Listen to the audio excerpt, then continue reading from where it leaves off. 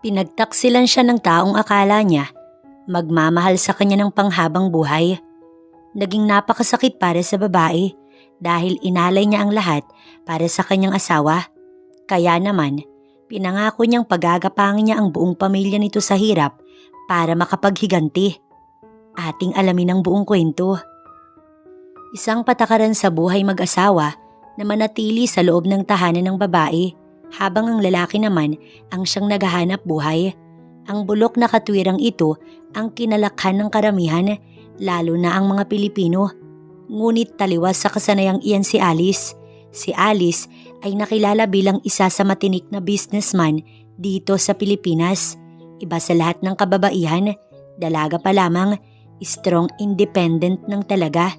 Isang bagay na alam niyang asawa niya lang na si Tristan ang makakaintindi sa kanya.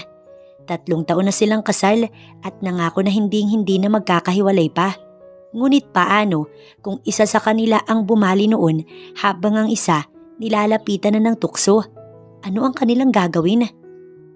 Malalakas na pagbayo at magkakasunod na himig ng kasalanan ang umiibabaw sa kwartong nirentahan ni Tristan kasama ang kanyang sekretarya na dati pang may gusto sa kanya. Come on baby, mapanuksong hiling ng babae. Kagat ni Tristan ang kanyang labi. Ganun na ganun ang kanyang hanap. Mainit sa laban. Palagi na lamang kasing pagod si Alice at walang oras sa kanyang pangangailangan. Nailabas ni Tristan ang kanya sa babae. Ngunit sinadya niyang sa labas iyon paagusin dahil ayaw niya ng pruweba sa kanyang pagtataksil. Labis niyang pangihinayangan ng kanyang maganda at matalinong asawa. Oras na mabuntis niya ang batang sekretarya. Another round? Makahulog ang anang babae habang hinahaplos ang dibdib ni Tristan. Napalinga siya sa wall clock na naroon at talagang naitulak ni Tristan ang babae. God, it's been 2 o'clock in the morning. Natatarantang ani Tristan. Isa-isa niyang pinulot ang mga damit niya at isinuot yun. Tatawa-tawa ang kanyang sekretarya dahil batid niyang napasaya niya si Tristan kaya nalimot nito ang oras ng kanyang uwi. Nagmamadaling dinrive ni Tristan ang kanyang kotse pa uwi. Patay ang ilaw maliban sa sala. Siguro ay dahil sa pag-aantay ni Alice. Hihinga-hinga siya sa kaba dahil baka nandoon sa sala ang kanyang asawa. Pagbukas niya ng pinto, nakahinga siya ng maluwag nang wala doon si Alice. Umakyat siya diretso sa kwarto tsaka pumasok. Inabutan niyang taimtim na natutulog si Alice sa kama. Hindi na nag-half-bath pa si Tristan. Sa halip ay nahiga na siya sa tabi ni Alice. Nandun ang awa sa kanyang asawa pero nandun din ang tanong ni Tristan kung paano naman ang kanyang pansariling kasiyahan. Labis siyang nalulungkot sa kanyang pagtataksil kaya't niyakap niya na lamang si Alice. Nagbabaka sakali siya na sa ganoong paraan makabawi siya kay Alice. Anong oras kang dumating? Ani Alice nang magising siya kinabukasan. Nakayakap si Tristan sa kanya habang pinagmamasdan ang mukha niya. Maaga. Mahinding ang tulog mo kaya hindi na kita ginising. Ani Tristan, pasensya ka na. Busy ako nitong mga nakaraang araw. Alam mo naman may hinahabol ang company ko. Ngumiti si Tristan at hinagka ng noo ni Alice. Palagi ako magiging okay. As long as kasama kita. Naipit ni Tristan ang kanyang labi. Nagtatanong kung paano niya nasabi ang bagay na yun. Gayong nakakaya niyang makipagniig sa iba. Alice POV. Napapadalas ang pagiging busy namin ng asawa kong si Tristan kaya halos wala na kaming oras para sa isa't isa. Love, aalis na naman ako. Malambing ang bawat kataga na binibitiwan ng aking asawa. Yakap niya ako sa kanyang mga bisig habang mahigpit ang pagkakakulong sa kanyang katawan. Alam ko naman yun, alam ko. Kaya lang si Daddy ang nagtalaga sa iyo na pumunta doon. Tiningala ko siya at malungkot na mukha niya ang aking nakita. Kinakailangan niya kasing umalis para sa panibagong business na pinapatayo ng kanyang daddy. Mag-iingat ka palagi dito. Uuwi din ako agad. Aniya, tsaka hinag ka ng noo ko. Tumango ako at maya-maya, nag-ring na ang kanyang cellphone. Malamang na si daddy niya iyon. Malaki ang tiwala ng daddy ni Tristan sa kanya. Kaya siya talaga ang pinagkakatiwalaan. Hindi ako mahigpit sa aking asawa. Kahit nga cellphone niya hindi ko sinusubukang silipin dahil buo ang loob ko kung gaano niya ako kamahal. 7:00 umalis si Tristan habang ako ay ngayong 10:00 pa lang. Sobrang daming project at tulog na 4 na oras lang talaga ang nagiging pahinga ko. Drive ang sarili kong kotse nang tumungo ako sa company. Matatamis na ngiti at mataas na paggalang ang ibinibigay sa akin ng aking mga empleyado. Isang bagay na pinagmamalaki ko. Pagdating sa office, inabutan kong naroon si Maximus, Vice President ng aking company. Hindi ko alam kung ano ba ang nais niya sa akin. Mula din siya sa kilalang pamilya at talagang magaling humawak ng negosyo. Kaya nga ganoon na lamang ang pagtataka ko kung bakit pa siya nag-i-stay sa akin. Nandyan ka na pala. Nakangiting saad ko. Tumango siya. Nagdala ko ng coffee. Napatingin ako sa mesa ko kung saan naroon ang Starbucks coffee. Kapansin-pansin ang pagbagsak ng katawan mo. May dinaramdam ka ba? Aniya sa akin. Hindi, alam na alam mo namang naging busy tayo nitong mga nagdaang linggo. Nakangiting wika ako rito. Naupo ako sa aking mesa. Yung asawa mo, okay naman ba ang pagsasama nyo? Nakuha niya ang atensyon ko sa tanong niyang iyon. Oo, maayos kami. Maayos na maayos, Max. Wika ako rito. Umiti siya pero ang kanyang mata nakatuon sa labi ng baso at nilalaro ang kanyang daliri doon. Umalis ba siya? Napakurap ako pero sa pagkakataong iyon, hindi ko na nagustuhan ang kanyang sinambit. Ano bang gusto mo? Bakit kailangan mong itanong sa akin ang mga bagay na yan?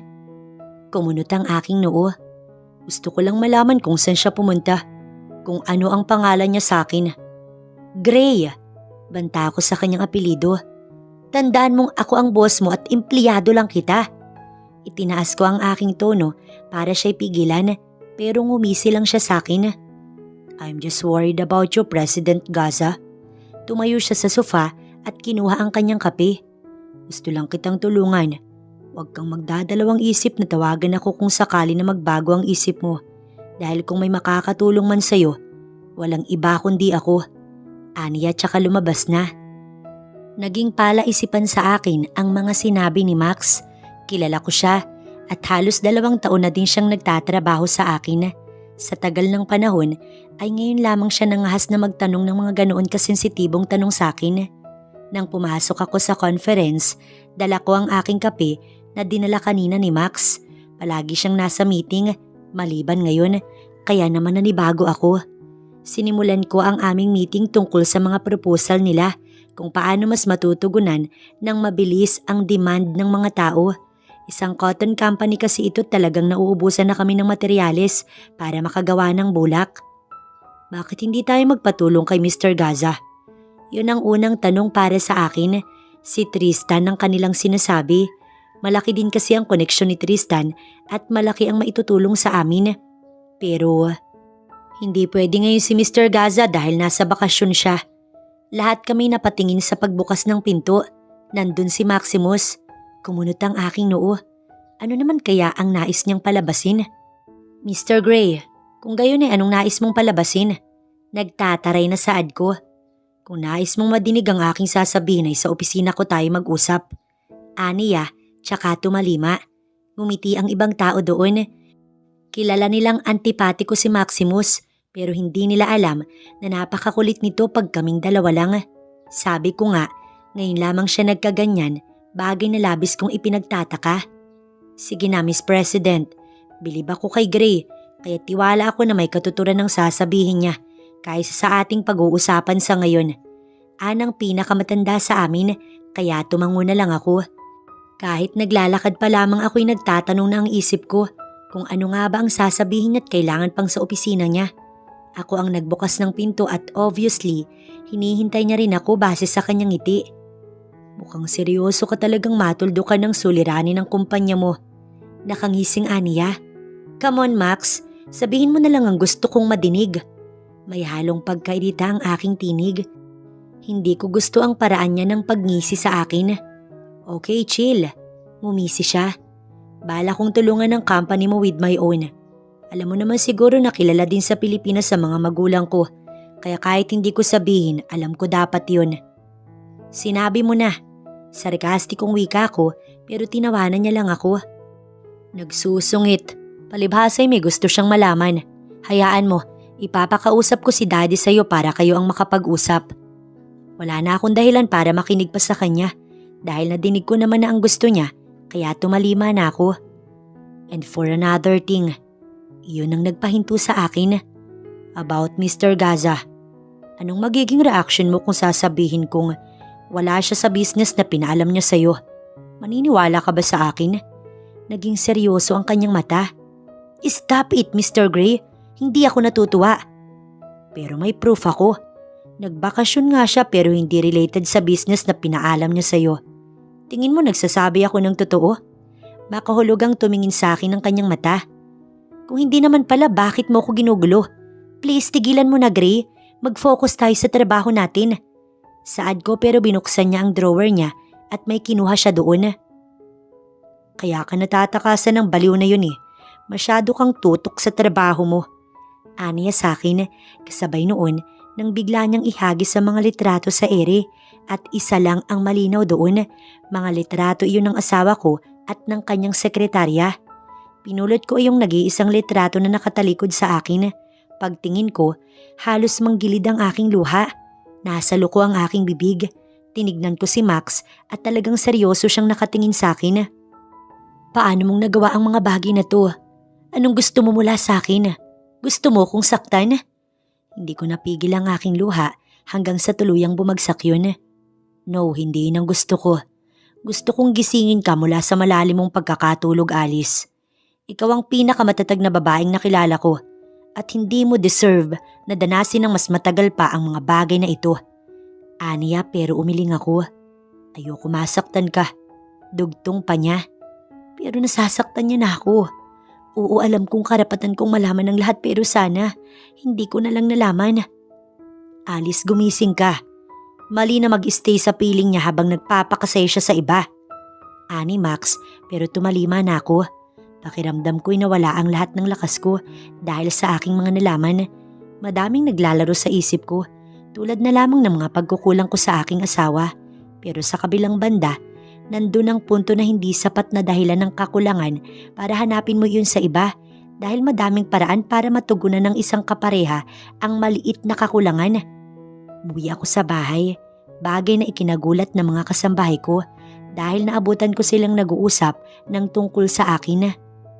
Nakakaawa si Ma'am Alice. Alam naman natin kung gaano niya kamahal si Sir. Pero ang lalaki nga naman, titikim at titikim ng ibang putahe. Yun na lamang ang inabutan kong topic nila. Mukhang aware din sila sa nangyayari sa akin at ginagawa ni Tristan. Pagpasok ko, nagpanggap ako na masigla at hindi ko wari na dinig ang kanilang usapan. Ma'am, hindi niyo po sinabi na mapapaaga po kayo ng uwi. Si Remeng ang unang nagtanong sa akin. Siya din ang pinakamatagal sa lahat. Tumango ako tsaka ngumiti. Medyo maluwag yung schedule ko eh. Pinadala ko sa kanya ang bag ko paakyat sa aking kwarto. Alam mo ba kung nasaan ang Sir Tristan mo? Tanong ko habang nasa hagdan kami. Huminto siya sa paghakbang dahil nadinig ko ang paghinto ng yabag niya. Gayunpaman, hindi ko siya nilingon hanggang sa makapasok ako sa aking kwarto. Alam niyang magtatanong ako ng tungkol sa aking asawa. Manang Remeng, paunang sabi ko. Ma'am, ano't anuman po ang mayroon sa inyo ni Sir ay labas na po ako. Giit niya pagpasok. Nanginginig ang mga kamay niya habang nakatingin sa sahig. Isipin mong sa lagay ngayon ay mag-isa na ako dahil wala naman ang Sir mo, Remeng. Sabihin mo, anong alam mo tungkol sa asawa ko? Ma'am, aniya, tsaka tumingin sa akin. Bakas ang takot at matinding kaba sa kanyang mata. Ma'am, wag na lang po ako. Aniya sa akin, pero masama ko lang siyang tinignan. Madalas po akong makakita ng pulang lipstick sa kanyang damit. May pabango din pong pangbabae na humahawa sa polo niya sa tuwing maglalaba ako ng suit niya. Bakit hindi mo sinabi kaagad sa akin? Tanong ko sa kanya. Alam kong hindi niyo po lipstick iyon dahil hindi naman kayo nagpupula pero ayoko din pong makailam sa pagsasama niyo. Valid ang kanyang rason kaya tumango na lang ako. Gusto kong mapag-isa. Gusto kong magkulong. Ang matatag na babaeng sinasabi ni Max ay unti-unting nawawala.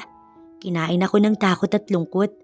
Madalas akong tawagan ni Max sa mga nagdaang araw pero bukod sa business, Wala na akong ibang ibig pang pag-usapan.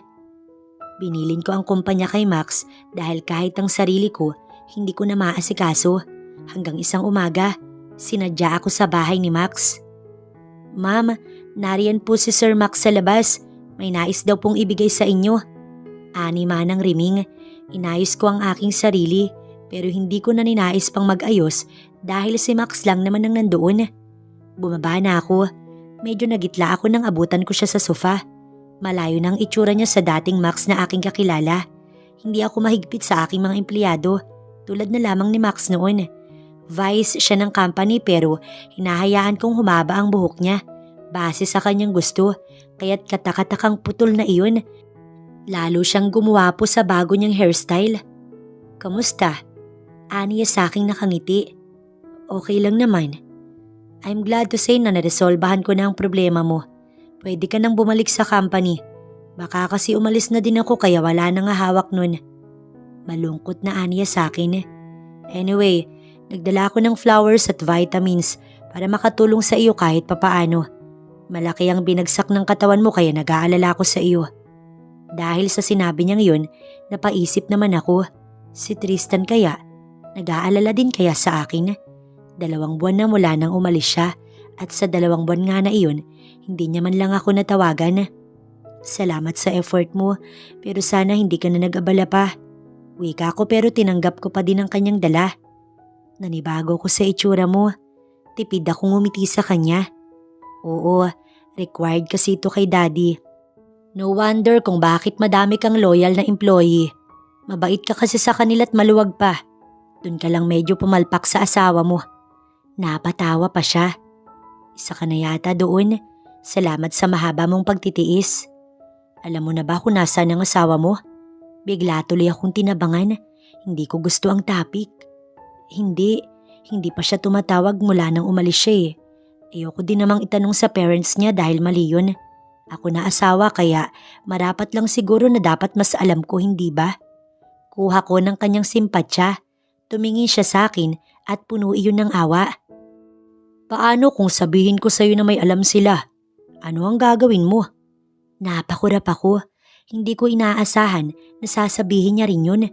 Parang sumisikip ang aking dibdib. Pero wag kang mag-alala. Malay natin hindi, di ba? Tsaka malapit na din siyang umuwi.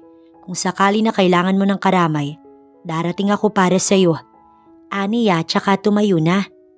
Max, tawag ko sa kanya at huminto naman siya. Sabihin mo, ano pang hindi mo alam? Bakit mo ginagawa ang mga bagay na ito? Bakit mo ko tinutulungan? Nakangiti siya nang lumingon sa akin. Sasagutin ko ang lahat ng yan. Sabihin na lang natin na hindi naman lahat ay alam ko. Sadyang pinanganak lang ako sa pamilya na may malawak na koneksyon.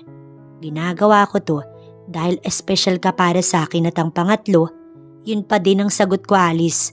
Pero hindi ko gustong makita kang nasasaktan. Paano? Mauuna na ako. Pinanood ko siya hanggang sa humakbang siya palabas. Madalas siyang pumunta dito at kamustahin kayo. At ito pa lamang ang unang beses na ginusto niya kayo makita. Ani manang riming habang nakatingin kami kay Max na naglalakad. Kung ganun bakit ngayon niyo lang sinabi? Siya ang humiling nun.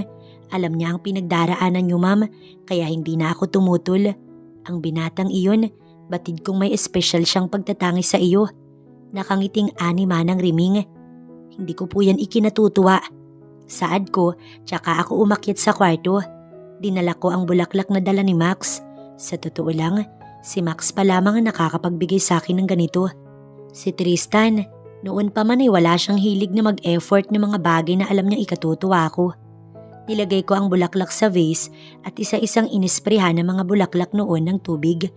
Nakangiti kong inayos sa mga mapupulang bulaklak noon, pero ang matamis kong ngiti, unti-unting nawala nang mamataan ko si Tristan sakay ng kanyang kotse papasok. Maaliwalas ang kanyang muka kahit alam kong puyat siya. Siguro'y malayo din ang pinanggalingan niya kasama ang kanyang sekretarya. Hinanda ko ang aking sarili dahil anumang oras magkakaharap kami. Huminga ako ng malalim hanggang sa unti-unti ko nang nadinig ang pagbukas ng pinto. Hindi ako lumingon at nanatili ako nakaharap sa salamin naming bintana. Wife? Malambing ang tinig na aniya na nagpaluha sa akin. Bumabaon sa isip ko kung paano niya ako natatawag ng ganyan, gayong siya itong taksil, kung ano din ang itinatawag niya sa kanyang kabit. Napagod ka? Humarap ako sa kanya, pero siniguro kong malalaman niyang hindi na ako ang dati niyang asawa. Oo naman, alam mong galing ako sa trip, hindi ba? Nagtatakang aniya, pero may halong pagkataranta. Napapikit ako't yumakap sa kanya. Totoo ang sinabi ni Manang Riming. Dumidikit ang amoy ng pabango ng kanyang babae. Kung ganon ay magpahinga ka na. Saad ko sa kanya. Naroon pa din ang pagtataka, pero tumango lang siya. Bakit wala ka sa trabaho mo? Wala naman. Naisip ko lang na mas maiging mag-stay siguro ako sa bahay paminsan-minsan para naman kahit papaano hindi ako magkulang. Natatakot akong baka hanapin mo yung kakulangan ko sa iba. Nagitla siya. Ano bang sinasabi mo? Takang aniya, kaya ngumiti ako. Totoo yun, pero may emergency sa company, kaya kailangan ko ding alisin ang mga harang sa akin. Nakakatakot kung may trader sa akin ang hindi ko alam. Saad ko pa. Akmang pupunta na sana ako sa shower room nang bigla niyang hawakan ng aking braso. Ramdam ko ang mga padaplis mong salita, Alice. Sabihin mo, pinaghihinalaan mo ba ako? Kunot ang noo na aniya, pero binawi ko ang aking braso. Hindi mo naman ako traidorin, hindi ba? Makahulog ang saad ko. Mabilis ko lang tinapos ang aking pagligo. Nasisiguro kong hindi makakapagpahinga si Tristan dahil sa aking mga sinabi. Ganyan ang suot mo? Pupunta ka sa opisina? Takang aniya sa akin. Naka-skirt lang ako na maiksi at long sleeve. Sanay siyang nakapants ako pag pumupunta sa opisina, kaya talagang maninibago siya sa aking itsura. Oo, wala namang masama, hindi ba? Nakataas ang kilay na saad ko. Mula sa kama, tumayo siya't hinawakan ng aking braso. Sabihin mo, ano ba talagang nangyayari sa'yo? Giit niya sa akin, pero binawi ko ang kamay ko. Iyan ang itanong mo sa sarili mo. Saad ko tsaka ako naglakad palabas. Nag-drive ako ng sarili kong kotse papunta sa kumpanya. Bakit nandito ka? Akala ko magpapahinga ka pa. Ani Max sa akin nang makasalubong ako sa hallway. Nakauwi na si Tristan. Hindi din ako makakapagpahinga dun. Tinignan niya ako tsaka siyang umiti. Hatid na kita sa opisina mo. Namiss ka din ng mga empleyado mo eh.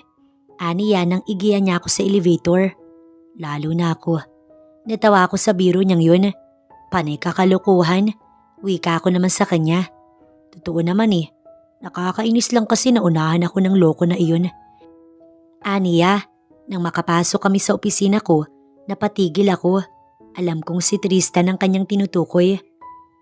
Pero paano kaya kung mangyari yun? Aniya na naman, nang humarap ako sa kanya, nakatitig siya sa mukha ko. Paano kung sabihin kong seryoso ko na gusto kita? Maximus, binata ka't may asawa na ako. Deserve mong magkaroon ng babae na dalaga at hindi tulad kong nakatali na. Hindi ko naman sinabi na piliin mo ko. Sinabi ko lang naman ang damdamin ko. Nakangiting aniya. Mauna na ako. Tawagan mo ko kung sakali na may kailangan ka. Aniya at pagharap niya, malakas na suntok mula kay Tristan ang kanyang natanggap. Napaatras si Maximus. Max! Nag-aalala ko siyang nilapitan. Okay ka lang ba? Nag-aalala kong sabi. Inalalayan ko si Max tsaka ako nilingon si Tristan. Kaya ba ganyan ka nang pumorma ngayon? Ganyan mo kung pakitunguhan? Kaya nagmamaganda ka na dahil dyan sa hayop na lalaki mo? Nanlalaki ang mata na aniya sa akin. Hindi ko siya makapaniwalang tinignan. Anong sabi mo? Naningkit ang aking mga mata. Gustong gusto ko na siyang sampalin at sabihin kung anong mga alam ko. Pero mabigat na tinapik ni Max ang aking balikat. Mali ka bro. Ani Max. Di ito tulad ng nasa isip mo. Anong hindi? Gagawin mo pa akong gago. Alam kong dinidiskartehan mo yung asawa ko. Giit ni Tristan. Alam mo bro, sabi nila wag kang gumawa ng multo. Kung ayaw mo matakot ka sa sarili mo. Kung may problema kayo wag mo kong idamay. Ani Max, tsaka umalis nang hindi ako nililingon. Ano, magsisinungaling ka din? Ani Tristan sa akin. Hindi pa man nagtatagal ay nagring ang aking telepono. Matalim akong tinignan ni Tristan. Matapos ay siya ang sumagot ng linya. Hello Ma'am President, this is Admin Department. Dinig ko ang tinig ni Lena sa linya. Nakasimangot pa din si Tristan nang tumingin sa akin at iabot yun. Hello, this is Alice. Huwag mo munang sabihin. Tawagin mo ang pangalan ko oras na saktan ka niya. Nasa labas lang ako. Pabulong na ani Max sa linya. Sige, thank you for calling me. Nagpanggap akong tungkol sa trabaho ang lahat tulad ng gustong ipalabas ni Max. Ginamit niya ang linya ng admin at sinadya niyang si Lena ang patawagin para masigurong hindi magdududa si Tristan. Hinarap ko ang aking asawa. Anong nais mo? Anong naisipan mo't kailangan mo pa akong sundan dito? Hindi ba't sinabi mong pagod ka? Para pagbintangan ako? Hindi bintang ito, Alice. Nakita ko kayo. Nadinig ko ang sinabi niya. Pwede ba? Huwag ka nga mag-isip ng ganyan. Hindi ako tulad ng iba na hindi alam kung hanggang saan sila. Saad ko tsaka ako sumiring. Bumalik ka na sa bahay kung ayaw mo magalit pa ako. Umalis ka na Tristan dahil kailangan kong magtrabaho. Saad ko tsaka ako naupo sa aking swivel chair. Alice, ano ba kasing nangyayari sa'yo? Parang lutang na aniya. Ang pawis at ang puyat niyang mata ang nagpapabaka sa kanya para magmistulang desperado. Kilala mo ko, mali ka ng intindi. Wika ko tinignan niya ako kaya ganun din ang ginawa ko. Tumayo ako at hinaplos ang kanyang pisngi. Please, umuwi ka na para makapagpahinga. Wika ko sa kanya. Mukhang kahit papaano, nahimasmasan siya. Kaya maya-maya lang din, tumango naman siya. I'm sorry, sige. Uwi na ako pero promise me. Di ka didikit sa lalaki na iyon. Please, wife. May inis sa akin dahil sa mga kalokohan niya. Iniisip niyang gagawin ko din sa kanya ang mga ginagawa niya sa akin. Pero kailangan kong umakto na susundin ko siya kaya tumango ako. Hinintay kong makaalis siya. Ilang minuto naman ang nakalipas nang pumasok si Max. Mabuti naman at napigil mo ang sarili mo. Saad niya sa akin. Lalo mo siyang hindi mahuhuli kung ipagtatapat mong alam mo ang lahat. Salamat sa iyo Max pero pakiusap. Wag mo na ako lalapitan pakiusap. Wika ako sa kanya. Nabanaag ko ang malungkot niyang mata pero wala kaming magagawa. Hindi namin maaaring ipilit dahil hindi pa kami hiwalay ng aking asawa. Pero Alice, di ba? Kaagad ko siyang pinutol. At kung sakali mang maghiwalay kami, hindi na siguro ako kukuha muli ng bato na ipupukpok sa aking ulo. Salamat sa concern, Max. Nagbaba siya ng tingin at lumabas na rin ang aking opisina. Ilang araw ang lumipas at talagang naglaylo si Tristan sa pag-uwi ng madaling araw. Si Max naman tuluyang nag-resign kaya kung dati ay busy ako, ngayon ay mas naging busy ako dahil wala na si Max. Labis ko nga pinagpapasalamat na inayos niya ang lahat bago siya umalis kaya kahit paano gumaan ang aking trabaho ko sa tuwing Sabado at Linggo. Oh, wala pa ang sir nyo? Tanong ko. 6:00 na ng gabi nang makauwi ako. Usapan namin magdi-dinner date kami sa bahay at siya ang magluluto. Umakyat ako sa kwarto at obviously nakauwi na siya kanina dahil sa amoy ng pabango niya. Halatang nagmamadali din siya dahil hindi niya naayos sa mga drawer. Napalinga ako sa vanity dresser ko kung saan nakapatong ang phone niya na naiwan. Nilapitan ko iyon at binuksan. Bumungad sa akin ng text message ni Paula, ang kanyang sekretary, at niyaya siya nito na makipag-date kahit sa isang maliit na restaurant lamang. Ma'am, saan po kayo pupunta? Saad sa akin ni Riming nang magkasalubong kami sa hagdan. Hindi ko siya pinansin. Sa halip ay dinrive ko ang kotse ko papunta sa resto na nasa po ni Tristan. Pumasok ako doon at talagang nakita ko silang masayang magkasama. Pinicturan ko sila gamit ang cellphone ni Tristan. Mabilis lang din akong umalis at napagdesisyon ng pumunta sa isang club para maibsan ang aking lungkot. Hindi ko naman inasahan na magsasalubong muli ang aming landas. What are you doing here? Ani Max sa akin. Hindi ko siya sinagot. Sa halip ay kumuha ako ng bakanting upuan at umorder ng tequila. Sumunod sa akin si Max. Payag akong ipagtabuyan mo. Pero wag sana ngayon please. Aniya sa akin. Anong meron ako't ganyan ako kahalaga sa iyo? Malungkot na nasambit ko. Lahat ng meron sa iyo ay mahalaga para sa akin, kaya wag mo nang itanong yan. Higit pa sa isang diamante ang tingin ko sa iyo, Alice. Bumagsak ang luha sa aking mata. Pero bakit hindi niya makita ang aking halaga? Bakit siya na pinangakuan ko sa harap ng altar? Nagagawa akong lokohin. Nagagawa niya akong pagmukaing tanga. Inakap ako ni Max habang hinahaplos ang aking likod. Tahan na. Nasasaktan ako, Alice. Stop crying. Ramdam ko ang sensiridad sa kanyang mga kataga. Dumating ang aking order. Hindi ako malakas uminom, pero nakaisang bote yata ako sa sama ng loob. Kahit si Max, medyo madami na ding nainom, pero nakukuha niya pang ngumiti. Nilapitan kami ng waiter. Ma'am, sir, gusto niyo po bang magpabook ng room? Anong waiter sa amin? Sige, 2 rooms kung may available pa. Naku, isa na lang po kasi ang available, sir. Tumingin sa akin si Max. Kung ganun, uuwi na lang ako at susunduin kita bukas. Mukhang kaya ko pa namang mag-drive. Kakamot-kamot na Aniya. Palipasin mo muna yung nainom mo. Baka may sofa sa loob nun. Kung pwede dun ka na lang. Saad ko, nag-aalala din kasi ako para kay Max. Baka maaksidente pa siya. Sige, kung okay lang sa'yo. Namumula ang pisngi na Aniya. Iginiya kami ng waiter papasok sa kwarto. Malaki naman at mukhang hindi naman kami magkakailangan ni Max. Pagpasok ko, nakaramdam ako ng pagkahilo kaya napahawak ako sa pader. Mabuti na lamang at naaalalayan din ako ni Max. Okay ka lang ba? Nag-aalalang Aniya sa akin.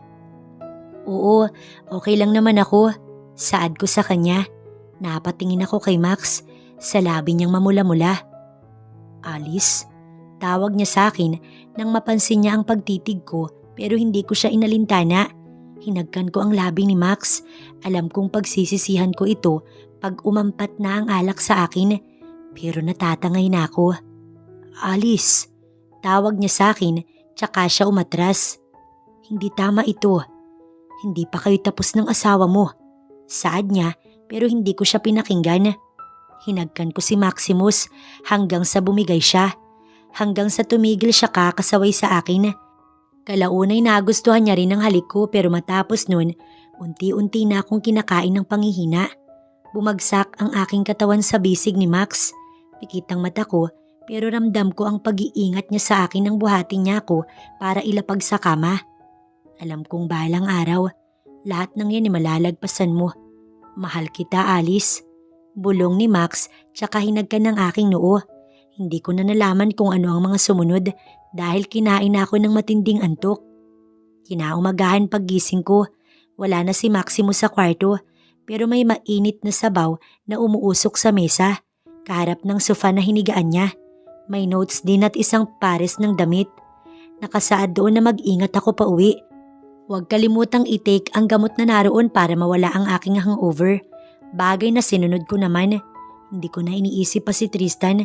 Dahil ngayong araw ako makikipaghiwalay sa kanya. Hindi ako magpapaka-impokrita at martir para sa kanya. May mga bagay na hindi dapat pang hinayangan at isa na doon ang aming kasal. Ngayon ka lang umuwi? Hindi makapaniwalang ani Tristan nang pumasok ako sa kwarto pagdating ng bahay. Halatang kagigising niya lang. Saan ka galing? Aniya pero hindi ko siya pinansin. Wife? Aniya pang minsan pero dumiretso ako sa drawer ko at kinuha isa-isa ang aking mga gamit. Alice, ano bang nangyayari sa'yo?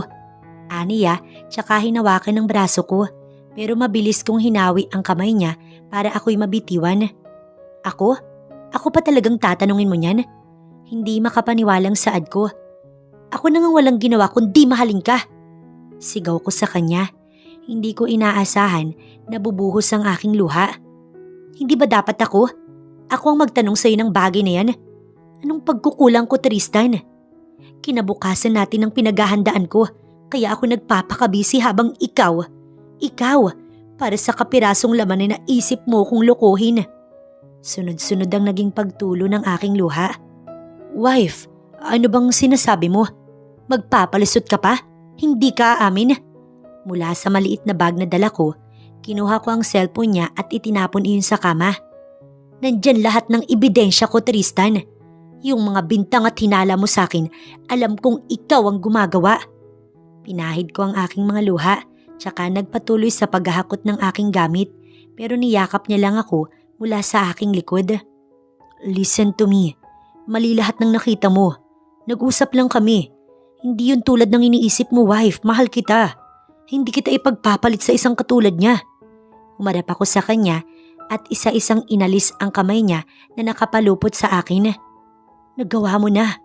We're done.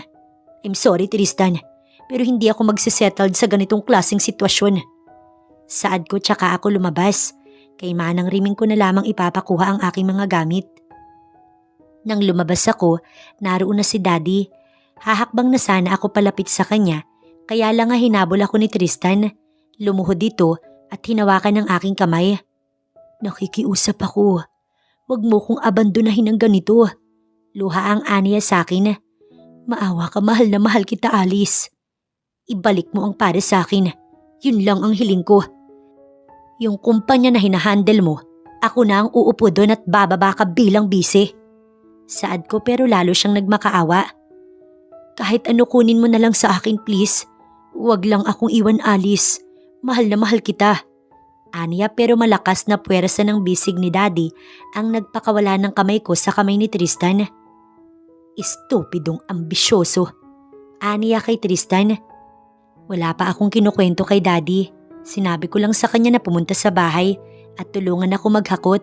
Pero base sa mga nadinig niya, tiyak niyang alam niya na kung bakit ko siya pinapunta dito. Iginiya ako ni Daddy sa kotse niya hanggang sa makasakay siya. Inantay namin ang mga gamit ko na maisakay sa likod ng kotse. Ang ibang mga kasambahay ay nagiiyakan sa pag-alis ko pero wala akong ibang magagawa. Hindi kami nag-imika ni Daddy hanggang sa paandarin niya ang kotse. Sinabi ko naman na sa iyo, wala akong tiwala sa hayop na batugan na yan. Tignan mo, niloko ka lang. Simula ni Daddy. Wala po akong magagawa, Dad. Wala po akong magagawa, Dad. Hindi ko hawak ang isip at panahon. Siya ang may desisyon ng bagay na yan. Nang piliin ko siya, napagdesisyon na naming maging isa. Pero sana nga naniwala ako sa kasabihan yung buwan nga nagbabago, ang tao pa kaya. Malungkot kong sabi. Nakatapak lang sa likod ng kalabaw. Akala mo'y ibon ng hindi maabot. Bawiin mo sa kanya ang kumpanya na binili mo. Hindi ako makakapayag na may papakinabangan siya sa'yo. Hindi ako kumibo. Nakakalungkot dahil hindi ganito ang aking inaasahan. Kung sana yung bata ko yung ginusto mo. Aba, baka kahit 3 may apo na ako sa iyo. Gatong niya pa. Isang dahilan kasi kaya siya tumutol noon sa kasal namin ni Tristan ay dahil sa manok niya daw na napipisil niya para sa akin. Tao na hindi ko naman nakilala kailanman. Pagdating sa bahay, sinalubong ako kaagad ni Mami ng mahigpit na yakap. Diyos ko, ang baby ko, umiyak ka ba? Nasaktan ka ba? Aniya habang hinahaplos ang aking pisngi. Parang pumayat ka naman yata, anak. Ma'am, okay lang po ako. Alam kong hindi yan totoo. Madalas ka daw umiyak at palaging stress. Ang walang yamong asawa. Isipin mo naghahanap buhay ka na nga tapos siya susundot-sundot lang sa dalahira niyang sekretarya. Hindi ako makakapayag na gaganyan-ganyanin ka niya. Talagang papatayin ko siya. Ani Mami tsaka tumingin kay Daddy. Isipin mong kahit pala sa kumpanya, sinugod ka para ibintang sa'yo ang kasalanan niya. Po, nagulat ako. 3 lang kasi kaming naroon nila Tristan. Hindi ko pa naikukwento ang bagay nito sa kanila. Kaya nagtataka ako kung paano nila iyon nalaman. Sino po bang nagsabi sa inyo? I'm sorry. Napakurap ako sa pamilyar na tinig na iyon kaya sinilip ko kung sino iyon. Nang makita ko ay si Max. Maximus? Anong ginagawa mo dito? Takang tanong ko pero hindi niya na ako sinagot nang akbayan siya ni Daddy. Iho, nandyan ka na pala. Magiliw na ni Daddy na para bang sa isang iglap nakalimutan niya na ang pag-uusap namin. Teka, magkakilala kayo ni Max? Ani Mami, napatigil din si Daddy. Abat oo nga no. Ani Daddy nang tumingin siya sa akin. Kayo, paano po kayo nagkakilala? Ngiwing tanong ko. Si Max yung manok ko na sinasabi ko sa iyo . Nagmamalaking ani Daddy habang tumatawa. Kumunot ang noo ko. Tumingin ako ng makahulugan kay Maximus. So kaya pala kilala mo ko? Usisa ko nang iwan kami ni Mami at Daddy sa sala. Kaya mo ko gusto dahil matagal mo na pala akong kilala? Nakataas ang kilay na tanong ko. Senior ako ng daddy mo sa business industry. I'm sorry kung late ko nang nasabi sa iyo. Baka kasi iwasan mo ko dahil alam kong inaalala mo yung feelings ng asawa mo. Siya pala yung Gray na sinasabi ni Daddy, yung kahit bigyan ko ng maliit na puhunan ay magpapalaki niya. Ang tanyag na money monster kong tawagin. Si Maximus ang kinatatakutan ng lahat ng mga negosyante. So ano ang desisyon mo? Aniya sa akin. Hindi mo pwedeng basta nalang i-divorce ang asawa mo. Oo nga't niloko ka niya. Alam mong mahal din kita pero hindi ko gagamiting advantage yun para makuha ka. Alice, isipin mo ang lahat ng gagawin mong desisyon, yung hindi mo pagsisisihan. Aniya sa akin. Pinag-isipan ko ang mga sinabi sa akin ni Max pero buo na ang aking desisyon. Pagbabayarin ko sila sa kataksilan nila. Kinaumagahan, dumiretso ako sa kumpanya. Inaasahan ko nang makikita ko doon ang haliparot na sekretary ni Tristan. May pagtataka sa kanya nang ako ay makita. Ma'am, bakit po kayo napasyal? Nakangiting aniya. Tinignan ko siya mula ulo hanggang paa. Talagang nahut-hutan niya ang aking asawa. Mga branded ang lahat ng suot niya. Hindi ko siya pinansin at naupo ako sa swivel chair ni Tristan. Hindi ko inaasahan na papasok din si Tristan at bahagya pang nagulat nang ako ay makita. Alice? Halata na naguguluhan ng kabit niya sa kung ano ang nangyayari. Tulad ng sinabi ko, bababa ang pwesto mo. Mananatili sa tabi ko yung sekretary mo. Bumalik ka na sa pwesto mo. Ayoko nang malaro, Tristan. Bakas ang pangamba sa mga mata ng babaeng kaharap ko. Marahil ay hindi pa sinasabi ni Tristan ng mga bagay na alam ko na. Wife, baka naman pwede. Sinamaan ko siya ng tingin kaya hindi niya na itinuloy ang kanyang sasabihin. Nakayuko siyang umalis. Hinintay kong umalis si Tristan bago ako tumingin sa babae. Mula ngayon, ako na ang uupo bilang presidente ng kumpanyang ito. Kilala mo naman ako, hindi ba? Istriktang tanong ko sa kanya. Nakatingin lang siya sa akin. May nobya ka ba? Saad ko habang nakatingin ako sa mesa. Opo, Miss President. Magalang na ani at ngumiti naman ako. Nakakatuwa naman. Kung pwede isama mo siya kung magkakaroon tayo ng time ni Tristan. Hindi po siya pwede. Busy din po kasi siya sa trabaho niya. Naiilang na aniya kaya tinignan ko siya tsaka ako tumango. Sayang naman. Tumingin ako sa tiyan niya na medyo nakaumbok.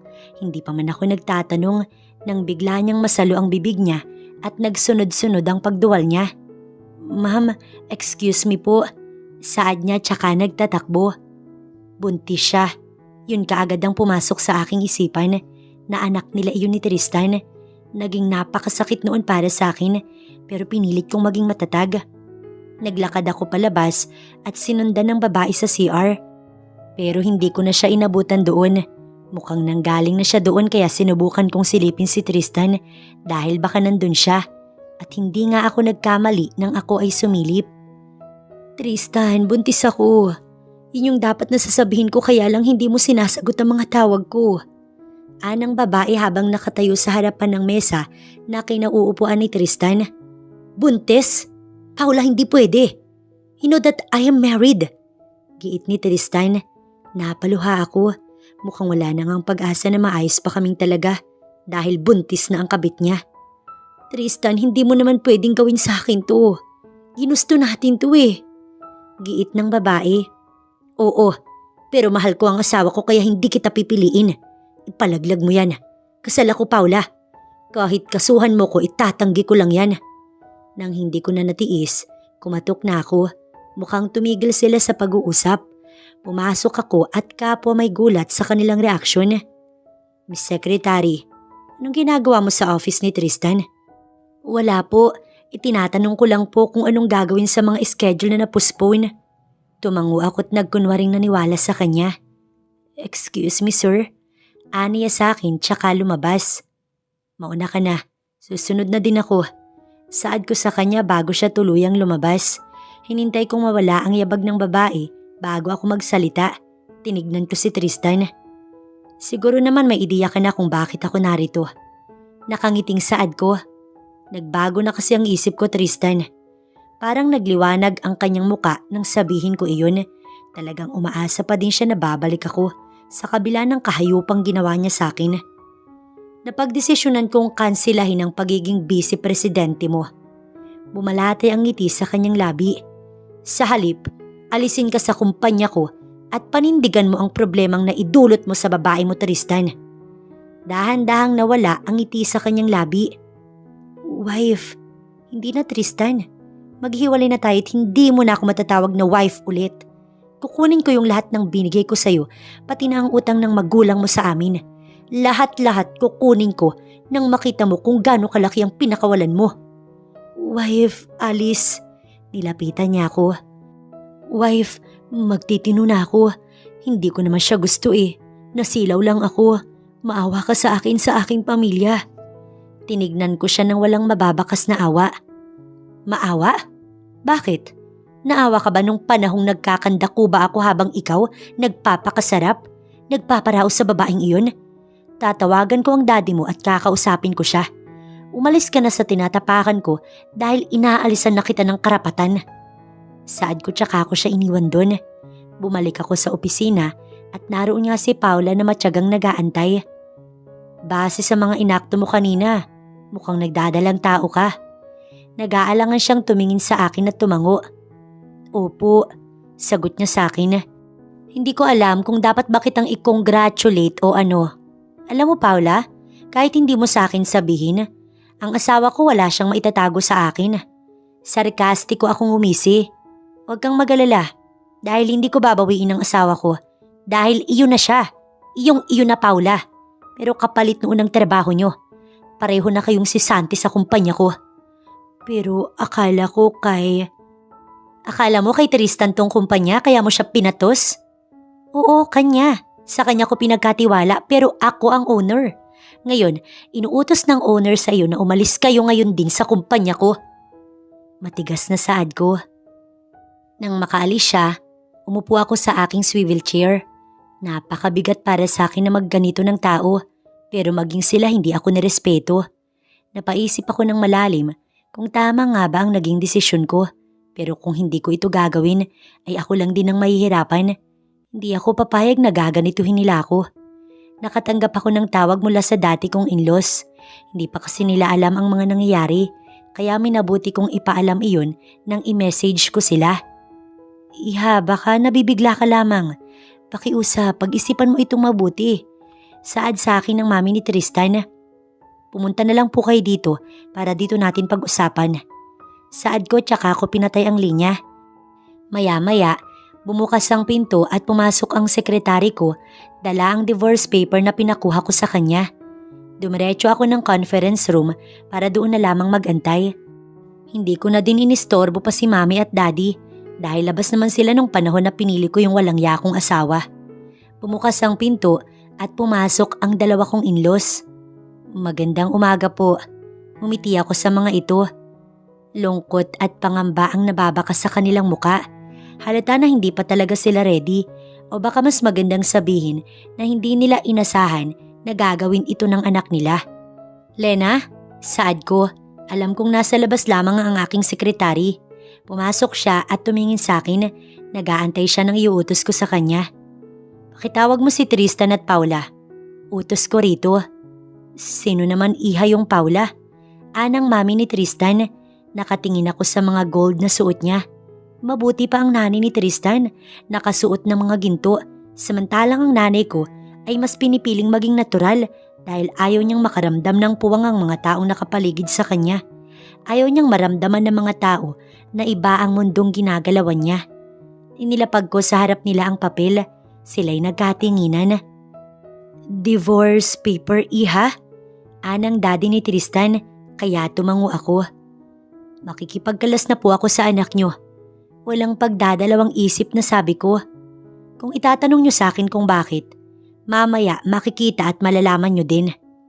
Pero hindi ba't malusog at masaya ang pagsasama niyo ni Tristan? Anang ginang kaya ngumisi ako rito. Yun nga rin po yung akala ko. Pero sa kabila pala ng mga akala natin, bumukas ang pinto at pumasok si Tristan kasama si Paula. Pero halata na hindi maganda ang kanilang kondisyon na nagkaroon na sila ng hindi maipaliwanag na diskusyon.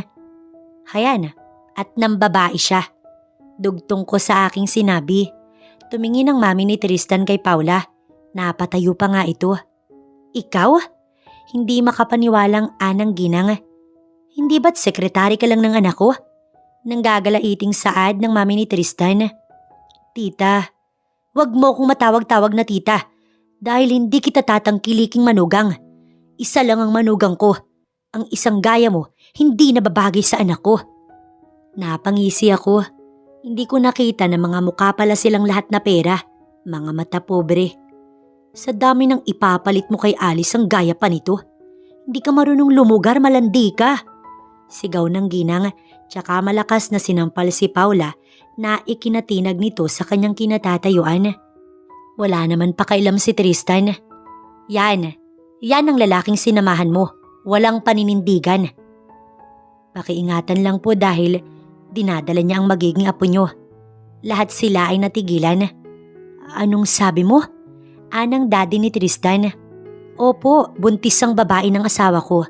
Kaya saang lugar pa kaya namin maayos ang relasyon na sinira niya? Sarkastikong sambit ko. Kukunin ko lahat ng utang nyo tulad ng kasunduan natin noon bago pa mangyari to. Pero this time, mas liliitan ko ang palugit. 1 linggo lang ang dapat maibalik ang lahat ng amin. Please excuse me. Saad ko tsaka ako tumayo. Napahawak ang ginang sa dibdib niya na para bang nahihirapang huminga. Sabihin mo Tristan, biro lang ang lahat ng sinabi ni Alice, hindi ba? Ayoko nang bumalik sa buhay na iyon. Ano na lamang ang sasabihin sa akin ng mga amiga ko?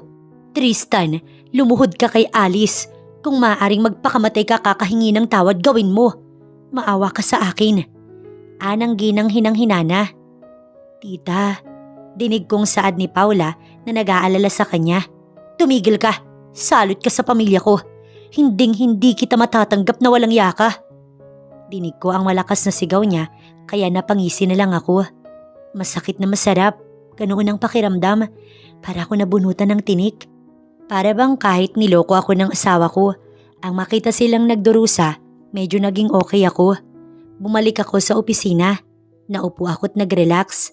Pinikit ko ang aking mata hanggang sa makadinig ako ng pagbukas ng pintuan. Hindi ba dapat nagpapahinga ka?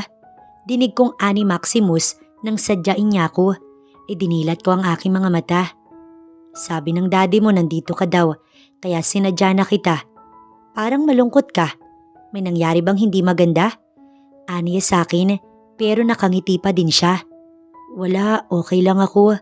Ngumiti ako ng tipid. Nakasalubong ko si Tristan kasama yung babae. Nag-aaway sila but still ask me kung saan ako pupunta. Sinabi kong sayo. Max. Oh, wala pa akong sinasabi, Alice. Hindi ako nagmamadali, I can wait. Kung gusto mo, tulungan pa kitang makamove on eh. Naghahamon na Aniya. Hindi ko alam kung makakabangon pa ako pero sa ngayon, gusto kong maging magkaibigan na muna tayo please. Malungkot na saad ko. Umiti siya at hinaplos ang ulunan ko. At your service, kamahalan. Nakangiting Aniya. Maghihintay ako kahit gaano pa yan katagal. Sa ngayon ang mas iniisip ko ay ang kalusugan mo. Gusto kong alagaan ka kaya sana kahit doon pagbigyan mo ko. Aniya habang nakatitig sa aking mga mata. Mabilis na lumipas sa mga araw. Siguro'y wala nang mukha na maiharap sa akin ng mga parents ni Tristan kaya hindi na sila sumadya para ako'y kausapin. Dineposit na lang nila sa bangko ang kanilang utang. Napilitan silang ibenta ang bahay, kotse, lupa o kahit ang mga gintong alahas nila para makumpleto ang bayad sa akin. Minsan ko nang pinaalala noon kay Tristan na kaya kong ibigay ang buhay na nais niya para sa kanyang pamilya. Pero kabaliktaran noon, oras na saktan niya ako. Nabalitaan kong nag-online selling ang mami ni Tristan. Yung mga branded niyang damit ang siyang ibinibenta niya dahil nga maging sa kasino ay may utang ito. Nagre-renta naman sila ng bahay. Napag-alamanan ko ding ulam sa karinderya ang kanilang pinagtsatsagaan. Nakakalungkot isipin na hindi nila iningatan ang buhay na pinahiram sa kanila. Nagdesisyon na rin akong ibenta ang dati naming bahay ni Tristan at mga unit na lang dahil ako lang naman ang mag-isa. Sila mami at daddy, pinaalis ko muna ng bansa para naman hindi na sila masali sa aking mga problema. Araw ng linggo noon, kaya bala kong magpahinga sana. Bukas na kasi kami maghaharap ni Tristan sa korte para sa divorce namin kaya kailangan ko ng lakas. Mahigit 4 na buwan din ang iginugol ko sa pag-iintay para mawala ang nakakadiri niyang apelyido sa aking pangalan. Pikit ang mata ko noon nang tumunog ang doorbell ng unit ko kaya bumangon ako. Nakapadjama at sando lang ako. Tinignan ko sa screen kung sino ang naroon. Maximus? Akala ko ba busy siya? Pinagbuksan ko ng pinto si Max nang makita ko siya sa screen. Anong ginagawa mo dito? Nothing. Gusto ko lang na i-check ka. Pasok ka. Dumaan siya sa harap ko dahil ako na ang nagsara ng pinto. Napakabango niya. Mula nang umalis si Max sa company, aaminin kong namimiss ko din ang presence niya. Siya kasi ang hingahan ko ng sama ng loob o kaya ng pagod ko noon. Coffee tayo sa labas? Huwag kang magkulong dito. Pinagdadamot mo naman sa akin ang sarili mo. Nakangusong aniya kaya napahagik-gik ako. Nakakapagod maglakad eh. Katwiran ko, tsaka ako naupo sa sofa. Gusto mo ng juice? Mas gusto kita. Nakangiting banat niya kaya umikot ang mata ko para siya'y siringan. Masasabi kong okay na ako. Hindi ko alam kung bakit. Oo, napakabilis. Pero dahil na din sa sakit na dinulot sa akin ni Tristan, kaya ako mabilis na napalayo sa kanya. Samantalang si Max naman ay tinulungan talaga akong bumangon tulad ng pangako niya noon. Yung totoo kasi, ipaggagawa nga kita eh. Samahan mo na lang ako mag-coffee. Ilang araw din kitang hindi nakita. Busy ka kaya ayokong istorbohin ka kaya please, tara na. Nakalabing aniya. Sige, maglibang ka na muna dyan at gagayak ako. Tumayo ako pero hinila niya ang kamay ko. Tuloy ay napaupo ako sa kanyang hita. Parang ibang paglilibang yata ang naiisip ko. Ngingising-ngising aniya kaya sinimangutan ko siya. Wala sa rules ko to sumusobra ka na. Saad ko sa kanya. Sa pagkakataong yun, siya naman ang sumiring. Tinaas niya ang kamay niya na para bang ayaw niya na akong hawakan. Suko na, sige na gumayak ka na. Baka mag-extend pa yung 1 taong pag-move on mo. Birong aniya na ikinatawa ko. Mabilis ko lang din na tinapos ang aking paliligo. Simpleng dress lang ang sinuot ko at light na makeup lang din ang inapply ko sa mukha ko. Pagbaba ko ay nakapikit na si Maximus habang nakaunat sa sofa. Max? Max? Tawag ko sa kanya pero mukhang malalim ang kanyang pagkakatulog. Yumuko ako at pinagmasdan ang mukha niya. Ang isang gwapong tulad ni Max, hindi ko naisip na magkakagusto sa babaeng nakatali na katulad ko. Naging mabait siya sa akin, simula pa lang nung una kaya ayokong sayangin ng pagkakataon na nagkaroon ng gaya niya sa buhay ko. Sabi ng iba, palipasin daw muna ang mahabang panahon bago kumilala ng bago bilang paggalang sa memories na binuo nun. Siguro depende na lang sa sitwasyon. Ako kasi parang hindi ko na mahihintay pa ang panahon na yun. Parang nagkakagusto na ako kay Max. Napasinghap ako nang siya'y dumilat. Titig na titig sa akin ang brown niyang mga mata. Bakit ka nakatitig sa mukha ko? Kinakabisa mo ba ang bawat detalye? Nakataas ang kilay na aniya pero maya-maya'y ngumisi din tsaka hinaplos ang pisngi ko. You are the most wonderful gift I ever had in my life. Masuyong aniya. Be with me forever, my Alice. Masuyong aniya. Para bang may mahika ang bawat salita niya at siya lang ang nakakapag-utos sa akin. Hinawakan ko ang kanyang mga kamay. Hindi pa sa ngayon, pero gusto kong hintayin mo iyon, Max. Ngumiti siya at tumango. Hinawakan niya ang bato ko at giniya para mahagkan ng noo ko. Tara, libre kita. Alam ko namang lahat meron ka na.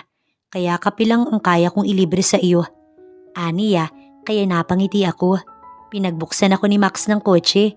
Hanggang sa makalabas kami, hindi niya binitiwan ang kamay ko.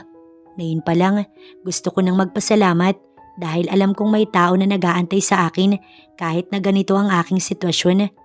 Hindi nawala ang ngiti sa aming mga labi hanggang sa mapadaan kami malapit sa palengke kung saan nakaagaw ng atensyon ko ang isang matandang lalaki.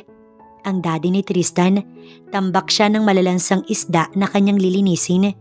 Kung dati, pera at ballpen ang naglalaro sa palad niya, ngayon ay isda at kutsilyo. Hindi ka dapat makonsensya. Sila ang pumili ng ganyang kapalaran. Wala kang kasalanan, palagi mong isipin yan. Ani Tristan sa akin nang pisilin niya ang kamay ko. Tinignan ko siya tsaka ako tumango. Pero pwede ko ba siyang abutan kahit konting tulong? Tanong ko kay Max. Oo naman. Mahal kita pero hindi ako magiging hadlang sa mga bagay na gusto mong gawin. Sa halip ay tutulungan pa kita. Aniya, tsaka bumaba at pinagbuksan ako ng pinto ng kotse. Kayo pala.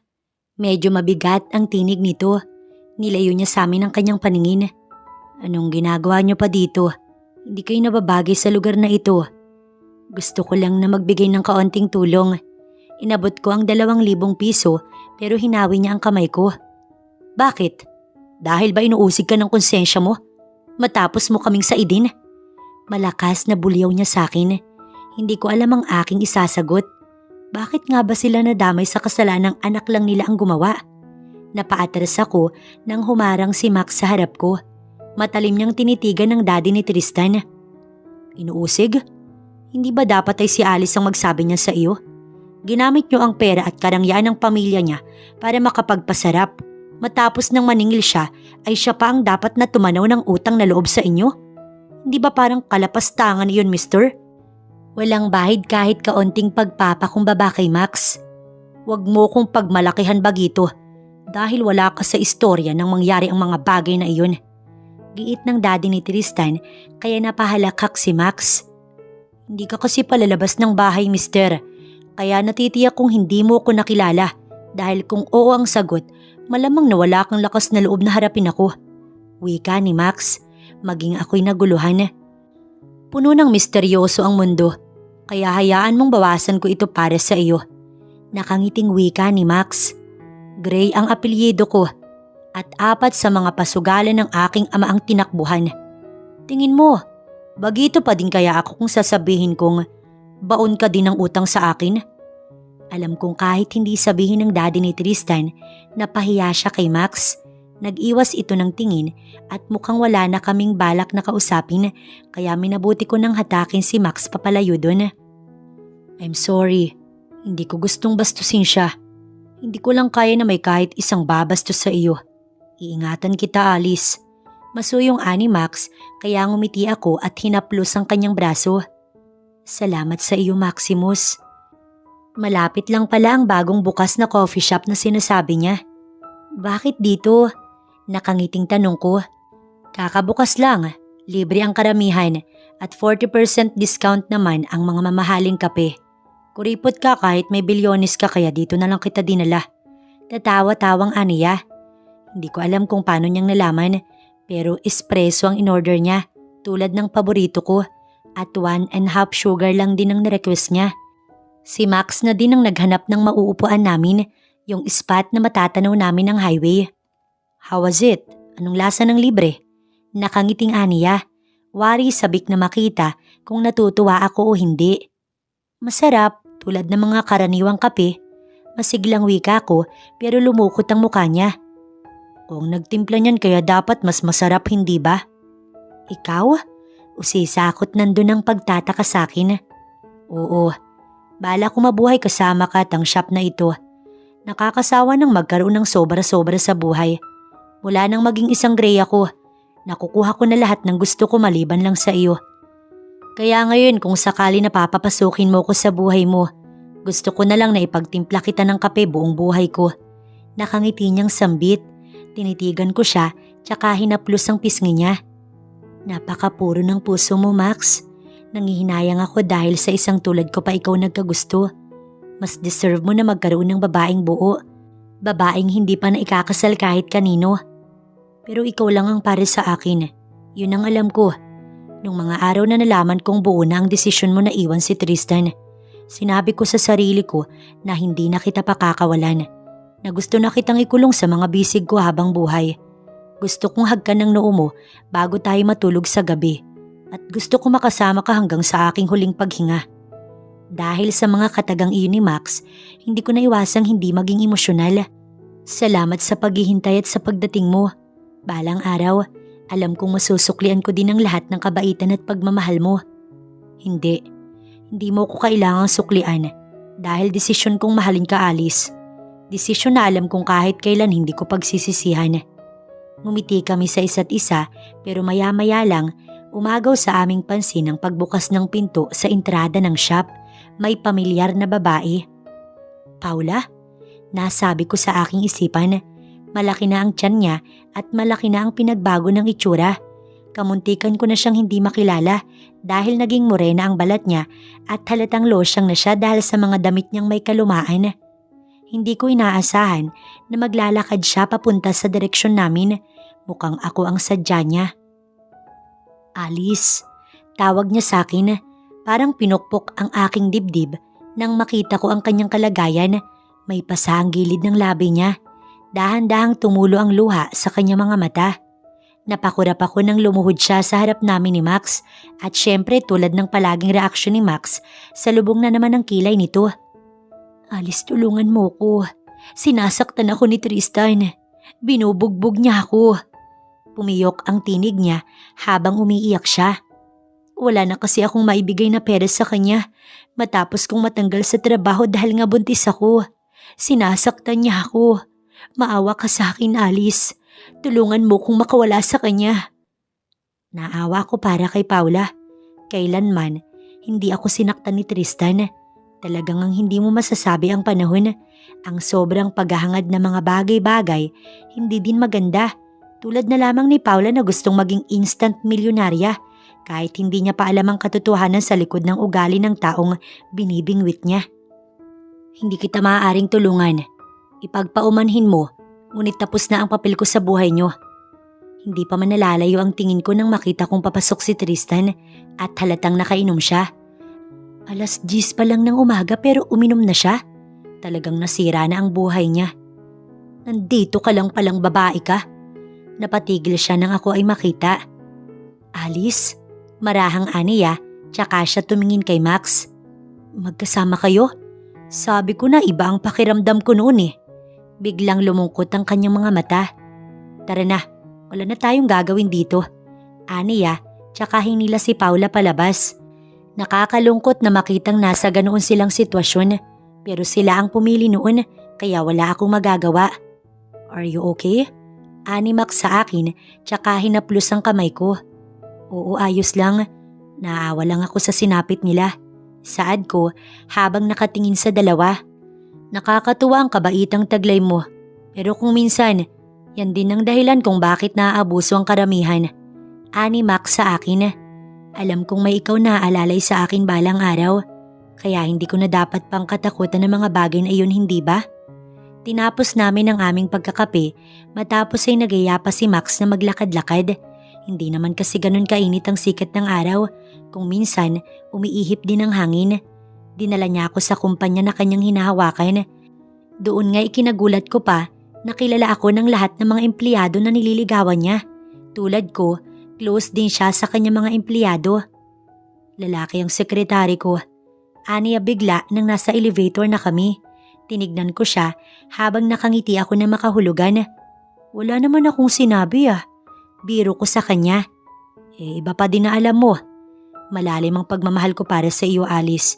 At hindi ko sasayangin ang pagkakataon na ito. Hindi na ako nakasagot nang bumukas ang elevator.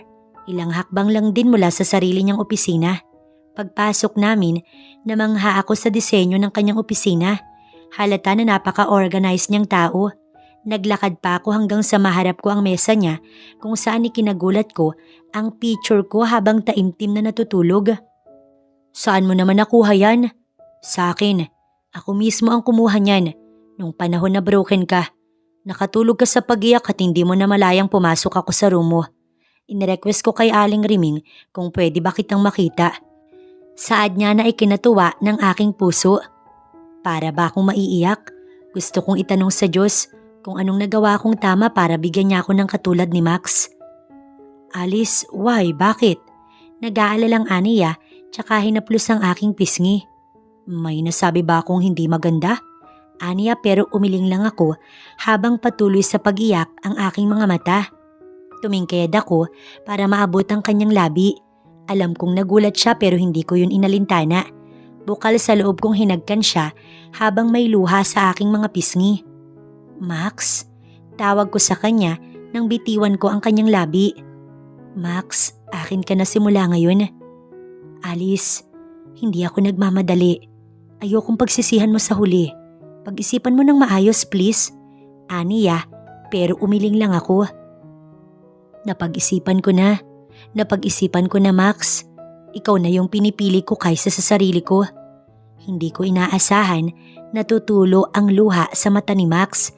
Sa tuwa, nayakap niya ako ng mahigpit. Yakap na hindi ako nasaktan.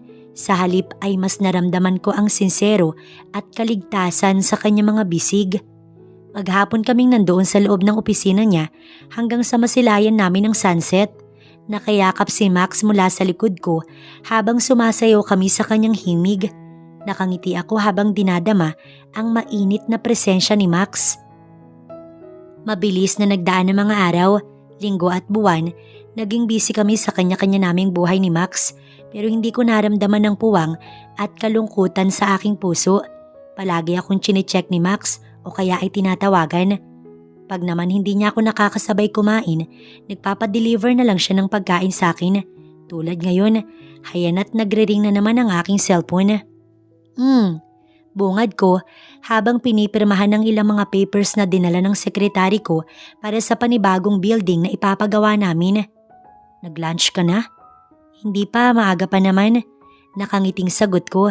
Bagaman sa phone lang kami nagkakausap, nagiging pahinga ko na din ang magandang tinig ni Max. Huwag kang magpapalipas ng gutom. Saktong bumukas ang pinto ng opisina ko at pumasok si Max dala ang bouquet ng bulaklak at paper bag kung saan nakalagay ang pagkain na para sa akin. Ibinaba niya ang kanyang cellphone. How are you, love? Tanong niya sa akin kaya tumayo ako para siya'y salubungin. Busy all time. Saad ko tsaka ako yumakap sa kanya. Kinuha ko ang flowers at inamoy yun kaya siya'y napatawa. Mukhang inaasahan niya na iyon kaya pabango niya ang inispray niya doon. Para tumatak lalo ang amoy ko. Birong aniya sa akin na ikinatawa ko naman. Tara, maupo ka. Saad ko sa kanya. Hinawakan niya ang braso ko at naupo sa sofa. Hinila niya ako paupo hanggang sa makaupo ako sa kanyang hita. Binalot niya ako sa mga bisig niya tsaka inamoy-amoy ang likod ko. God, napapapikit na aniya. Ingatan niyo po palagi ang babaeng ito. Para niyo na din akong pinatay, oras na mawala siya sa akin. Bubulong-bulong na aniya. Kinikilig ako. Masasabi kong sa lahat yata ng kababaihan, ako na ang pinakamaswerte dahil may Max ako na talagang mahal na mahal ako. I sell my company. Biglang hirit niya kaya ako'y nagulat. Gusto ko na lang naalagaan at bantayan ka. Gusto kong maging sekretary mo, Alice. Napakurap ako sa kanyang sinabi. Isipin mong ipinagpalit niya ang pagiging CEO para maging sekretary ng taong alam niyang walang kalaban-laban sa pagiging matalino niya. Oh, huwag ka nang humirit. I already talked to Tito and he agree with that deal. Sa totoo lang sa laki ng naipon ko, kahit 4 na beses ka pang mabuhay, hindi mo nakakailanganing magtrabaho. Wala kang ibang gagawin kundi mahalin ako. Nagmamalaking aniya. Matapos ng mahabang araw na pangungulit sa akin ni Max, nagaya siyang dumalaw sa bahay since nakauwi na nga sila mami from out of country. Pagdating namin sa bahay, inabutan namin silang nagpe-prepare ng dinner. Talagang welcome na welcome si Max sa family ko at iyon ang nakakatuwa, bagay na hindi ko naranasan kay Tristan. How are you doing both of you? Si Dad ang nagtanong. Doing great, Dad. Sarkastiko akong sumagot, tsaka ako tumingin kay Max na nakangiti. Bakit naman ganyan ang ekspresyon ng great mo? Curious na ani Daddy pero nakangiti din. I've been busy for doing my job without knowing na binenta ng pala desisyon kong boyfriend ang company niya para mag-apply sa akin bilang sekretary ko. Irap na saad ko, tumawa si Daddy. O bakit hindi ba mas maganda yun? Sa halip na sa iba ka pa mapunta, tiyak na kay Maximus na dahil bantay sarado ka na. May pader ka pa. pagmamalaki ni Daddy. Inaasahan ko na magkakampihan sila ni Daddy dahil they are bros. Parang si Max pa nga ang anak at hindi ako. Tama po, kaya nga po mas maigi kung sasabihin ko na sa inyong gusto ko nang pakasalan ng anak nyo. Lahat kami otomatikong napalinga kay Max. Ano bang sinasabi mo? Mag-iisang taon pa lang akong hiwalay. Ano naman, iba ako tiba siya. Gusto kita kaya hindi ko napatatagalin pa. Wika ni Max, mas nagulat pa ako nang mamataan ko ang dalawang tao na naglalakad papasok. Sa taranta ko, napatayo ako para magbigay galang. Sila ang mga magulang ng walang yakong boyfriend na daig pa si Flash kung bumanat. Magandang gabi po. Bumeso ako kay Mr. Gray at niyakap naman ako ng mami ni Max. Oh God, Max is right. You're so beautiful, daughter. Aniya sa akin, tsaka tinapik-tapik ang likod ko. Nilingon ko si Max sa kabila ng mahigpit na yakap ng mami niya at talagang ngiti-ngiti siya. It's a pleasure to meet you, Mr. Gray. Ani Daddy matapos ang mahaba naming pagyayakapan. Please have a seat. Nako, wag ka nang maging formal na masyado sa akin. Anang Daddy ni Max. Malapit nang ikasalangan ako sa anak mo. Namula ako sa sinabing yun ng Daddy ni Max, lalo na nang tumingin ito sa akin. Para bang nakikita ko na si Max pagtanda niya. Kamukhang kamukha niya ang daddy niya. Huwag mong masyadong titigan ng daddy ko. Nandito ako sa tabi mo. Isa pa'y siloso ko. Bahala ka. Hahalikan kita sa harap nila. Pananakot sa akin ni Max na ikinapula ng aking pisngi. Huli ko na tuloy napansin na nasa amin na pala ang lahat ng kanilang atensyon. So bakit hindi tayo lumukso sa kasalan ng mga anak natin, kompadre? Ang daddy ni Max ang siyang nag-initiate ng topic na iyon. Ngumiti si daddy at tumingin sa akin. Malaki na ang anak ko at masyado nang matindi ang kanyang karanasan para hindi pa ubaya sa kanyang desisyon na yan. Bagaman ikinagagala kong maging sampid sa pamilyang Gray, ay rerespetuhin ko pa din ang desisyon ng aking anak. Ani Daddy, natouch ang puso ko. Pinisil ni Max ang kamay ko na para bang sinasabing ito na ang pagkakataon ko para sumagot sa kanila. Tumikhim si Max nang hindi ako magsalita. Kinagagala ko din pong i-anunsyo na ikakasal na kami ni Alice bukas. Nakangiti at nagmamalaking tugon ni Max. Max, what are you talking about? Pabulong na saad ko pero nginitian niya lang ako. Mula sa kanyang bulsa, kinuha niya ang isang diamond ring na siyang isinuot niya sa daliri. I told you, maging maingat ka sa pagsagot sa akin dahil baka pagsisihan mo. Lagpas na ako ng kalendaryo kaya hindi maaaring pati ikaw ay mapalagpas ko. Pakakasalan kita, Alice. Walang kagatol-gatol na aniya. Hindi man lang siya mahiya para sa kanya o para sa akin. Oh, ano pang ginagawa natin? Hindi ba dapat ay pinapaayos na ang kasal nyo? Anang daddy ni Max. Ang tanong ay pumapayag naman kaya? Si daddy naman ang nagtanong pero itinaas ni Max ang kamay ko kung saan naroon ang singsing. Subukan niya pong hindi pumayag. Kikidnapin ko ang anak nyo. Pinapasok niya na ako sa buhay niya. Kaya tanging kamatay na lang ang magpapahiwalay sa akin. Walang magagawa kahit 10 track pa ng divorce paper ang ihain mo sa akin. Ibahin mo ko, Alice. Nakangising ani Max. Ramdam ko naman ang senseridad sa mga sinabi ni Max at mukhang wala na talaga ako magagawa pa. Bukas po ang kasal namin, Dad. Yun lang ang tanging na sagot ko dahil wala naman na akong kawala. O di paano? Dito ka na matutulog anak, ganoon ba? Wika ng daddy ni Max. Napangiwi ako. Talagang nilalakad na niya ang anak niya sa akin. Hindi, Dad. Gusto ko pa ding sundin ang karaniwang ginagawa ng mga kinakasal. Makakapaghintay ako. Wika ni Max. Napailing ang daddy niya pero nandoon ang pagiging proud. Maya-maya lang din, nagpaalam na sila sa amin. See you tomorrow. Inaasahan kong ikaw ang pinakamaganda bukas. Kung sa bagay kahit naman ngayon. Hirit niya kaya hinampas ko ang braso niya ng marahan. Panay kakalukuhan. Mag-iingat ka pa uwi. Hindi ka naman lasing pero napakakulit mo. Uwi ka ako rito. Ngumiti siya at hinag ka ng aking noo. Mag-ingat ka. Excited na ako bukas. Good night, wife. Pahabol na aniya tsaka tumalikod sa amin. Hinintay pa namin nila mami na makaalis sila. Bagaman minalas ka sa una, masasabi kong maswerte ka na sa pangalawa. ani Mami habang hinahaplos ang aking balikat. Si Mami na ang nag-asikaso ng mesa habang ako'y umakyat dahil kailangan ko daw ikondisyon ang aking sarili para sa biglaang kasal na inanunsyo ni Max. Di na nga din ako nakatanggap ng text message mula sa kanya dahil pagod na din yun. Kinaumagahan ay maaga akong nagising pero mas maaga pa din pala si Mami. Pagbaba ko'y nakahanda na ang mainit na tea. Ganito pala ang pakiramdam na alam mong bukal sa loob ng mga magulang mo ang pagpapakasal na gagawin nyo. Inumin mo muna ito ng mainitan ng sikmura mo, ani Mami. Maya-maya'y pumasok si Daddy, dala ang malaking box, kasunod ang 3 babae sa likod niya na may kanya-kanyang gamit na gagamitin para ako'y ayusan. Ito daw ang gown na pinagawa ni Max, ani Daddy nang iabot iyon sa akin. Hindi na dapat ako magulat dahil si Maximus yun at isa siyang gray. Itong kasal nga na wala akong kaplano-plano'y nasukol niya ako. Ito pa kayang gown na kayang-kaya niyang ipagawa? Umakyat na po tayo sa taas. Magsha-shower lang ako saglit. Wika ko. Nakakatuwa po si Mr. Gray. Kahit kami binigyan niya kami ng invitation.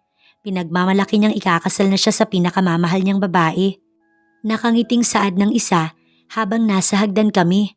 Naku, kinulit ba kayo? Pasensya na ha. Saad ko pero nagtawanan lang sila. Hindi po, nakakatuwa po si Mr. Gray. Alam po namin kung gaano niya kayo kamahal. Anang isa. Hindi na lang ako kumibo dahil nahihiya rin ako. Hindi naman kasi ako showy na tao kaya hinayaan ko na lang. Nag-half-bath lang ako dahil hindi ko pwedeng basain ang buhok ko. Naupo ako kaharap ng vanity ko at doon na nga nila ako inayusan. Masaya kaming nagtatawanan. Kung minsan ay tinatanong nila ako kung bakit ko daw nagustuhan si Max, gayong mayaman naman daw ako at tiyak na kahit international model o artist, pakakabingwit daw ako dahil sa ganda.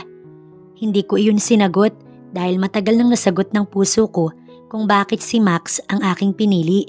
Si Max ang lalaking hindi nga papangarapin ng lahat dahil hindi naman siya ganoon kagwapo sa pisikal na kaanyuan, pero ang puso niya puno ng kabutihan. Wala nga ang itsura niya kumpara kay Tristan, pero paulit-ulit kong pipiliin si Maximus. Kung sakali na maibabalik nga lang ang mga sandali, ay mamabutihin kong siya ang piliin kaysa sa iba. Dahil si Max walang hangganan ng kanyang pagmamahal. Dahil sa malalim kong pag-iisip, napatitig na lamang ako sa salamin nang makita ko ang aking sarili.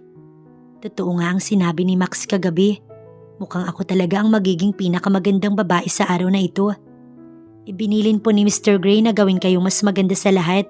Sana po nagustuhan niyo ang ayos niyo. Oo naman, gusto ko.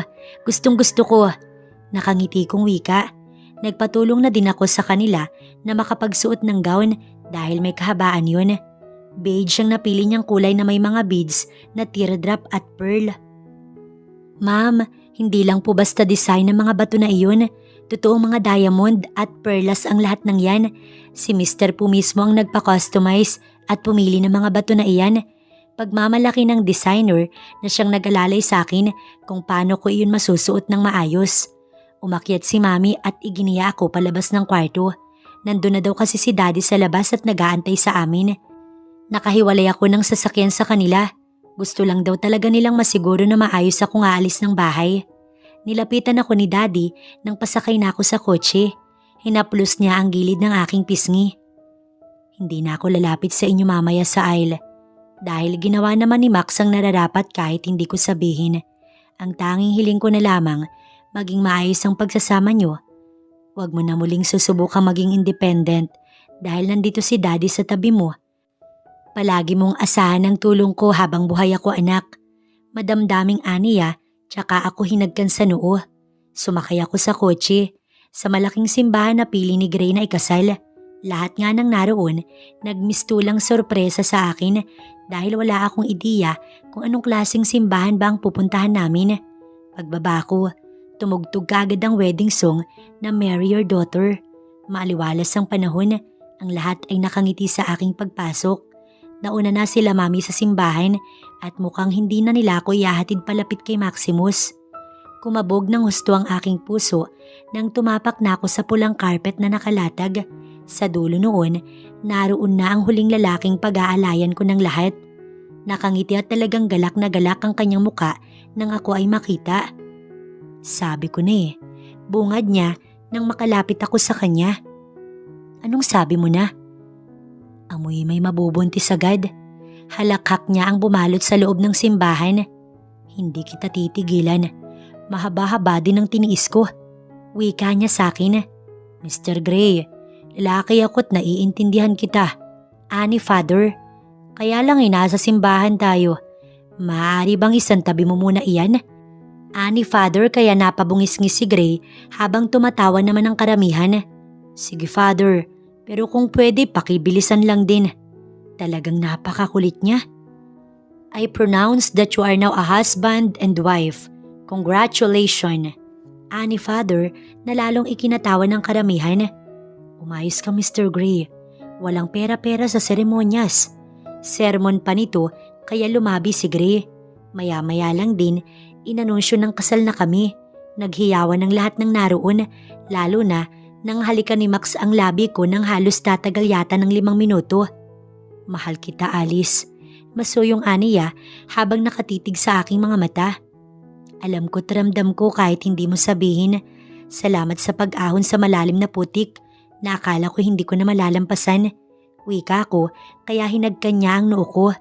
Mag-i-emote pa nga sana si Max kaya lang dinumog na kami ng mga tao para i-congratulate. Hindi naman ako hinayaan ni Max na maipit dahil to the rescue ang bisig niyang nakaikot ngayon sa akin. Nakangiti lang ako habang pinapanood ang pagkataranta niya para lang ako'y maalalayan. Ngayon, pwedeng-pwede ko nang ipagkatiwala ang aking sarili sa kanya dahil alam kong karugtong na ng pangalan ko ang apelyido niya na poprotekta sa akin sa kahit anumang bagay.